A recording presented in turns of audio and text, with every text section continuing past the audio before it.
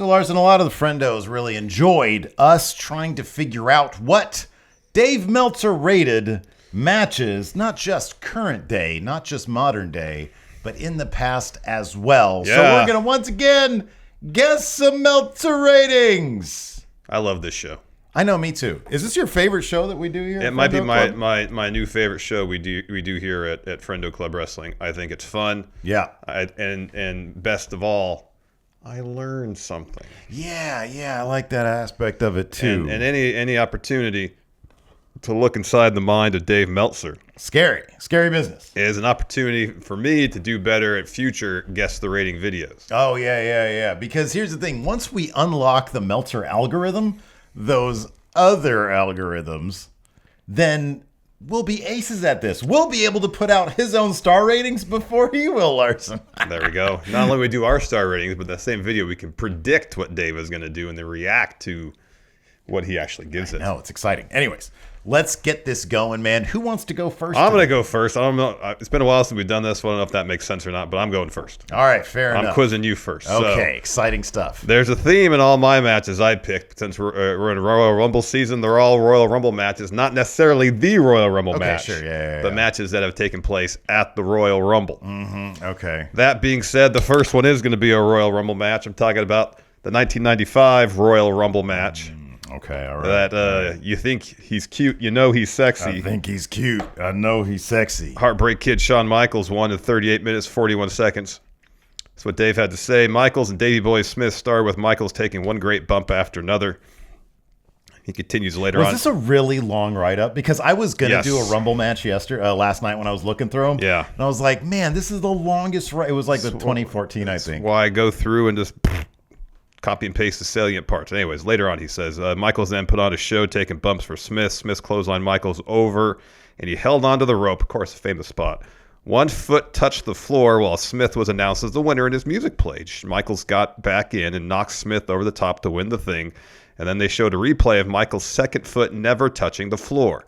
The replay was awesome. Oh, there we go. Awesome. They were careful on the original showing not to air a good view in case Shawn didn't pull it off perfect. Then they wouldn't show the replay. Okay. But he did it perfect, and it wasn't until a minute after that they knew that and aired the replay. While Michaels made the idea of only hitting one foot and getting back in look like an incredible athletic move, if you watch it closely, it was actually a very simple maneuver, but it was a great idea for a finish. Michaels did his dance in the ring while Pam Anderson first laughed and then quickly got out of the ring acting like there was nowhere on earth she would rather be less. What did Dave give this match? Can I ask you something real quick? Sure. Because I encountered a little bit of this. And he didn't go there here. But in your studies, in your research, and in finding these matches, did you encounter a little bit of the old Dave Meltzer misogyny? I mean, yeah, this is probably a good example of it. Because I did. It wasn't really bad with what I found, but it was there. There's always got to be a little comment. A little comment there. And, anyways. I guess a product of the times, maybe. I don't know. Anyway, I'm just going to say that. Sounds like you really enjoyed it. I'm going to give it 4 1/4. A bit high there in your guess. Quite a bit high, in fact. 3.5 stars. What? 3.5 stars. No points for Steve. He said it was awesome. When does he use the word No, awesome? he said the idea for the finish was awesome. But they did the thing, and he was like breaking it down, like, oh, look at this really closely. That's just one moment. There's another 38 minutes and 38 seconds that apparently he thought was dog shit. Wasn't the 95 Rumble supposed to be a good one? No, not really. No, people don't like that one? Okay. I don't think so. No, it was apparently a 3.5 Rumble. All right. Next up, we all remember this match. This one took place at the 2003 Royal Rumble. Okay. It saw Triple H defend his title, which Meltzer describes as the Raw title, against Holler If You Hear Him. Oh, yeah. Freakzilla himself, Scott Steiner. Okay, yeah. So Scott Steiner won this match in 18 minutes and 14 seconds by disqualification. Ooh, stinker. Was this one of the ones that Triple H wore like bicycle shorts to? I think so. I think maybe. So this is what Dave had to say. The storyline here that they were telling from the start is that Triple H was psyched out by Steiner, was looking for a way out. Yeah. Hebner refused to DQ Triple H, which only made the finish a few minutes later when he did DQ Triple H for a sledgehammer shot that much worse. Fans were hating this bad. Oh, wow. Triple H tried a second sledgehammer shot, but Hebner stopped him, and Steiner got the sledgehammer. He nailed Triple H in the gut to a loud chorus of boos from fans who just wanted both guys in the dressing room by this point. Steiner put Triple H in the recliner after the match until the entire ref crew broke it up. What did Dave Meltzer give this match? Okay, man. I mean, look, he doesn't like when the crowd dumps on something. Obviously, he didn't like it. Matches for Dave Meltzer start at 2 stars. I'm going to say he gave it 1.25. You're on the board. You gave it 1 star. Hey, there we go. All 1 right. point for All Steve. right. 1 point for me. So if you get, to reiterate the rules here, if you get within a 1/4 star, you get 1 point. If you get the exact star rating, you get 2 points. Probably something we should have mentioned at the beginning anyways. Next up, a match I don't remember happening, but apparently it did at a Royal Rumble 2012 to be exact. 2012. Okay. CM Punk defending the WWE Championship against Dolph Ziggler. Okay. That doesn't really surprise me all that much. So Punk retained 2012. after pinning Dolph in 14 and a half minutes. John Laurinaitis was the special guest enforcer outside referee. Ugh. So here's how Dave describes the finish of the match. The ref was down while Laurinaitis was tending to the ref. Ziggler was tapping from the Anaconda Vice, but no referee to count. Okay. You don't count for a tap out. He's over this shit already. Yeah, no, this is 2012, and he was already over it. Punk started yelling at Laurinaitis for not coming in. Yeah. Oh, sorry, for not counting. Again, there's no reason to count because it's a tap out. Yeah. Ziggler then got Punk from behind with a rolling reverse cradle, but Punk rolled and had Ziggler pinned. But Laurinaitis was paying no attention and nobody was counting. Goodness gracious. Laurinaitis then threw the ref back into the ring. Ziggler tried to jump Punk. Punk recovered, but put Ziggler on his shoulders for the GTS, but instead used an airplane spin and spun Ziggler into Laurinaitis. Punk then hit the GTS again, no ref. Laurinaitis came in the ring and started yelling at Punk for hitting him. Punk was yelling at Laurinaitis, noting he's had the match won 3 times, but no ref would count. Punk then catapulted Ziggler into the corner and hit the GTS. Both the referee and Laurinaitis counted the fall. Instead of pushing that Punk retained, the story at ringside was how Laurinaitis counted the fall only because it was a last-ditch hope of selling his job. Okay. I kind of vaguely remember the double pin. Yeah, I don't remember a lick of this. And it's not shocking that a couple years later Punk wanted out. So that's it? That's all he gives you? Yeah. All right. It doesn't sound like he was too enthusiastic, but that was a very detailed rundown of that finish. Man, oh man. Must have been a slow week. I'm going to go ahead and say, I mean, there was a lot of shenanigans, and Meltzer's not opposed to shenanigans necessarily. He might be opposed to Laurinaitis. I'm going to say he gave it 2.5. You're about 3/4 of a star off. He gave it 3.25. 3.25. Okay. 3.25. He gave no indication as to where he was heading on that one. None. All right, next bitch. Next match. I know you remember this one. Took place at Royal Rumble 2015. Okay. Oh. We probably watched this together. It's not the one you're probably thinking of. I'm talking about the Ascension taking on, you didn't know? Oh, wow. New Age Outlaws. I remember when the Ascension, when they got called up, they were doing like kind of a Legends thing, if I'm not where mistaken. they were insulting all the legendary tag Yeah, teams. right, yeah. So the Ascension beat the New Age Outlaws. 5 minutes, 26 seconds. This is what Dave had to say. This is a very short write-up for this match. Road Dogg did a great job on the mic before the match. He does that. There was a "You Still Got It" chant. Okay. Nothing much to the match. To do the gimmick the Ascension does, like a Road Warriors gimmick, you need to be big powerhouses. The problem is the Outlaws, particularly Billy Gunn, are deceptively tall, so the Ascension didn't physically stand out. He's a huge guy. Billy Gunn is a massive He was guy. probably the largest person in the ring. I would surprised. imagine so, yeah. The Ascension then did their Fall of Man on Gunn. Not much heat for the match, but the crowd did like the Outlaws as a nostalgia act. What did Dave give this bout? If he's going to start at 2 stars, I'm going to say he started and didn't go anywhere. 2 stars. 1.25. Yeah, it's only a 5-minute match. Yeah, it's a 5-minute match. No heat. No heat. That's going to be below where a match starts in his rating system. All right. Well, I still have 1 point on the board. All right, here's your last opportunity to get more points, Steve. All right. This is match 5 here? Match 5. Okay. Let me double check. I think so, yeah. Yeah, I had another one as a backup, but the write-up for that was insanely long, and I tried to distill as much as I Was it could. the Rumble 2015? No, I'm not going to tell you what it was in case I use it at some other point, but it wasn't that. Fair enough. Final match is featured on the poster over there. You have on your wall. This is from Royal Rumble 1993 from right here in Sacramento, California. Arco Arena. For the WWE Championship, he had Bret Hart defending against Hey-yo. Scott Hall, Razor Ramon. Hart wins at 17 minutes, 52 seconds. This is what Dave had to say. This was a very good match. But it was hurt live because they brought the curtains that Lex Luger was hiding behind down right as this match started, and the crowd was more into the curtains than they were the match during the first half. That is the most Sacramento thing that could happen. I know. We could be some dummies sometimes, man. What's going over there by that curtain? Yeah. I see Lex Luger over there. Is that where they're flexing his muscle? Fucking Sacramento yokels. What are you guys doing? Hilton was probably in that audience. Dude, look, it's Lex Luger. Dave continues. Steve, you only got 1 point. You got to get serious about this. Woo! Okay, I'm serious. Dave continues. Considering it was a world title match on pay-per-view, the crowd was pretty dead live. Hart did a great job, though. Hart did a lot of moves for near falls.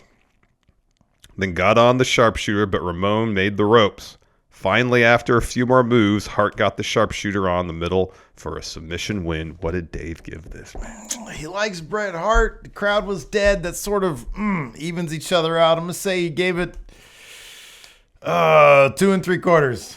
Wow, half star off. 3 1/4. 3 1/4. I was about to say 3 1/4, but he said the crowd's dead and they're all staring at the curtains. Come on, Elton, what are you Maybe doing? there's some exciting stuff happening behind the curtains. All right, well, hey, I got a point. Steve got on the board, 1 point. All right, man, here we go. Mine always take a trip. So I always start with one thing, and then I end up going to a couple different places. Stream so of consciousness, thematic, that's kind of, that's how you tend to roll. It's my entire being. All right, man. We've got the good housekeeping match. China versus Double J Jeff Jarrett. Ain't he great for the Intercontinental Championship match? Of course, this is the one that Jeff Jarrett said to Vince McMahon, before I leave here, I want the money that I'm owed because I know you're going to screw me. He was like $500,000, right? I think it was like 300, something like that. So anyways, here we go. It was 8 minutes and 37 seconds of what was billed as a good housekeeping match, which was a street fight with household appliances. They had advertised Deborah as being in Chyna's corner, and Deborah never appeared on the show. It was mainly weapons shots, but the build of the match was good, the timing was good, and it had crowd heat. So there's 3 positives. Jarrett did a hell of a job in his final appearance. Mainly, Chyna used weapons such as a garbage can and toilet seat. She stuffed a banana in his mouth. Chyna jumped off the apron through a table when Jarrett moved. Jarrett whipped Chyna with a fish, causing Lawler to make the fish smell jokes. Jarrett hit her with garbage can shots. Chyna took a Harley race bump over the top rope to the floor. Jarrett went to throw the flour, but she kicked his hand and got flour in his face. Actually, both were covered in flour. Miss Kitty was making a concoction with milk, flour, and eggs, but wound up wearing it. She must be attractive, because even after wearing it, she looked good. Oh, you want clarification from that, Larson? Fine. Some of these glamour women don't look nearly so good when the makeup gets washed off. What does that have to do with the match, first of all? What does that have to do with the match, Dave? And why is that? Oh, my gosh, Dave. Chyna used a low blow and salad tongs to the groin. After yet another garbage can shot, Chyna threw 2 pies in Jarrett's face. Jarrett catapulted her into Teddy Long, then hit her with the title belt and got the pin. Jarrett appeared to be the winner, which must have shocked a lot of people. Long then ordered the match restarted since a championship belt is not a household appliance, which, by the way, is a very clever gimmick in that match. That is. That's pretty funny, actually. After the match restarted, Jarrett put the figure 4 on Long, allowing Chyna to crack him with a guitar shot for the pin just 13 seconds after Hold on. Yeah. A guitar's not a household appliance either. Yeah, I know, but I think the idea is Long didn't like Jeff Jarrett. Okay, that makes sense. So he was cool with it. And I think Lawler even said that. All right. And even Dave Meltzer says, like a guitar is a household appliance. Since Jarrett was leaving, Miss Kitty left with Chyna. I don't even want to think about that one. What does that mean? And more importantly, Larson, what star rating did Dave Meltzer give this bitch? I mean, he heaped a good amount of praise on it. Seemed to like it. Yeah, he wasn't necessarily critical of the restart either. Yeah. I'm going to say 3.5. You have a point. 3 1/4. I was thinking initially 3 1/4. 3 1/4. All right. Next match. Next match. I don't know why I thought this, but I was thinking about Sid's leg break. So we're going to talk about that match right now. This happened in 2001 at the WCW Sin pay-per-view. And this was Scott Steiner and mystery partner versus Sid Vicious and Jeff Jarrett. He had talked earlier in the newsletter about the leg break, but he didn't really editorialize the match in that. He does a little bit here. He says this: the show was way long at this point. It's interesting, too, in the newsletter, he was talking about how WCW, because it was being purchased perhaps by Eric Bischoff imminently, they were in a bit of a restart phase. He says this: the match consisted of them doubling on Sid and Sid making the most pathetic comebacks. Steiner hit him once with the belt. Sid did a double suplex and nearly killed Jarrett in the process. I'm sorry. No, this is a fatal four-way. I'm sorry. It's a fatal four-way. Steiner versus Sid versus Jeff versus Mystery Guy. Okay. Sid did a double suplex and nearly killed Jarrett in the process, dropping him almost on his head. Sid choke slammed Jarrett, but Steiner saved, and Cobra slammed Steiner, but Jarrett saved. Flair's music played and the Mystery Man came out. By this time, Sid had broken his leg and was on the ground immobile. The Mystery Man weakly attacked Sid and had Steiner pin him, then unmasked as Animal. It seemed like he was too fond of this one. No. I'm going to say 1 1/4. -2 stars. Wow. Yeah, he was really not fond of this match. Wow. Next match. A match that you like to talk about every so often. Less so now because, unfortunately, the great Bray Wyatt has passed away. But it was a turning point in the career of John Cena. You always felt, and Bray Wyatt, that they could have gone a different direction in this match. We're talking about, of course, at WrestleMania, John Cena versus Bray Wyatt, not the Firefly Funhouse, the one I think it's WrestleMania 30. Yeah. 30, So the match went 22 minutes and 24 seconds. Let's see here. The story of the match, similar to the Cena versus Kane feud sometime back, is that the heel was trying to make Cena snap, and he was resisting. The match had a lot of mind games overtones. Wyatt got on his knees and told Cena to finish him. Cena wanted him to get up, refusing to attack him when he was down. Wyatt did his hard elbows from the mount. Cena came back and smiled when the crowd started booing him. It was weird because usually Cena gets a big reaction, and that wasn't the case here. The crowd was more for Wyatt, but I expected an overwhelming reaction like on Raw the next night. The crowd wasn't that into the match. Wyatt was cheered, but nothing like I had figured, and Cena was booed, but not that heavy. Cena got scared when Wyatt did the Exorcist crawl, and then Cena froze. The fans were singing he's got the whole world in his hands during this match. They went for near falls. Some fans were singing again, but it wasn't that loud. Cena did a plancha onto Rowan and Harper, and then Wyatt threw Cena into the steps. Cena had the steps, but refused to throw them on Wyatt. Wyatt came back, but missed a senton, and Cena hit the AA, but Wyatt kicked out. Rowan distracted the ref, and Luke Harper hit Cena in the head. Wyatt hit the senton, and Cena kicked out. Cena speared Harper through the barricade. Sister got out of the Sister Abigail and reversed into STF, which the fans booed heavily. Wyatt made the ropes. Wyatt hit Sister Abigail, and Cena kicked out. Wyatt grabbed a chair. The ref told him not to use it. Rowan distracted the ref. Wyatt gave Cena the chair. He got on his knees and begged Cena to hit him with it. Cena picked up the chair and hit Rowan. Wyatt got a near fall with a schoolboy. He went for his Sister Abigail, but Cena reversed into the attitude adjustment for the pin. What was the star rating, Larson? Well, not a whole lot of editorializing other than the crowd was not really into it. 2 3/4. 3.5 stars. Wow. It was a really good match. It was just really needed good. that Cena moment for him to break. I know. All right, so we are tied 1-1. 1-1, yeah. Heading into the last two matches. I better get another one so I can get the advantage. All right, here we go. I don't know what the total score is. I forgot. It's been a while since we've done one of these. Oh, I don't know. All right, here we go. Daniel Bryan. Yeah. Versus Randall Keith Orton. All right. And Batista. Oh, yeah. At WrestleMania 30 in the main event. Yeah, this is a good match. Terrific match. All right, so here we go. They brought in a couple people from the outside to do theme music because Rev Theory was there live performing, and earlier in the Wyatt match, whoever did his theme was there live as well. All right. I am going to try to get to some editorializing here because that last one was just description. It is a very long write-up here. Let's see here. Stephanie McMahon and Triple H came out and pulled the ref out of the ring so he couldn't call for the submission. They called out Scott Armstrong to ref. Batista used a Batista bomb on Bryan, who kicked out. The crowd was going crazy. Bryan kicked Scott Armstrong in the head, and they noted that 3-ways in WWE are no DQ. Bryan did a tope onto Triple H, Scott Armstrong, and Stephanie. Really, it was onto Triple H, and Armstrong, Stephanie was never hit, but still took a bump. Triple H then pulled out the sledgehammer. Bryan kicked Triple H and got the sledgehammer and nailed him in the head. I'll have to rewatch this match. This is a lot of fun. It's really good.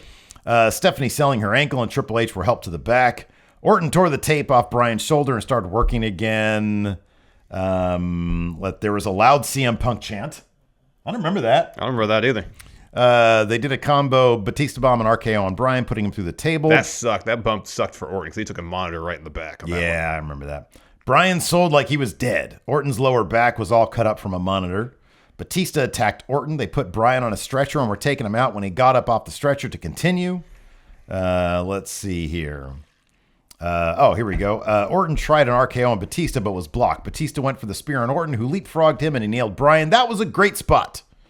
Bryan was taken out. Orton hit the RKO on Batista, who kicked out for a good near fall. Bryan used the Busaki knee on Orton, but Batista threw him out of the ring and made the cover, but Orton kicked out for a great near fall. Batista hit the Batista bomb on Orton and didn't split his pants. Didn't split his pants? Didn't split his pants. That's got to be a reference to something. That sounds familiar. It sounds familiar. Yeah.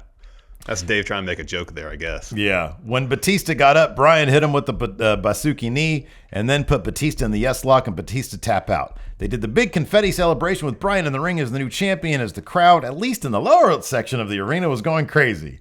I was told it wasn't 70,000 people chanting yes, as in the upper deck. It wasn't as big a moment as you'd think. But it was still an awesome spectacle and the right thing to do on the right date for the next chapter in the story. What did Dave Meltzer give this match? It was a really good match. The only question, do you give it 4.5 or 4 3/4? That's the question in my mind. I'm